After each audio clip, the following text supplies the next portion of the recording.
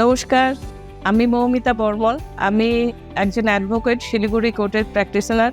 আমি গত 25 বছর ধরে শিলিগুড়িতে আছি, কিন্তু বর্তমানে আমি শান্তিনিকেতনের কমপ্লেক্সে থাকি। 5 বছর হলো। কোভিডের সময় আমি এখানে এসেছি। কোভিডের সময় এখানে থাকার জন্য আমার অনেক ধরনের সুবিধা হয়েছে।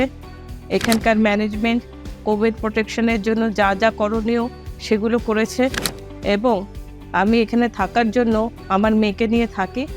সিকিউরিটির যে সমস্যাটা, এই সমস্যাটা থেকে আমি মুক্ত, কারণ এখানে সিকিউরিটি সিস্টেম খুব সুন্দর এবং এখানে সিসিটিভি ক্যামেরা আছে, এখানে সিকিউরিটি গার্ড 24 ঘন্টায় আছে। আমরা যারা বড়রা কাজকর্মের পর আমরা যারা সন্ধেবেলায় ফিরে আমরা কিছু ইভিনিং ওয়াক করি, তার জন্য প্রচুর স্পেস থাকার জন্য আমাদের অনেক সুবিধা হয়েছে। তো আমার দেশবন্ধু পাড়ায় ফ্ল্যাট থাকা সত্ত্বেও আমি শান্তিনিকেতনকে প্রেফার করি, কারণ এটা একটা হেলদি লাইফস্টাইল দেয়।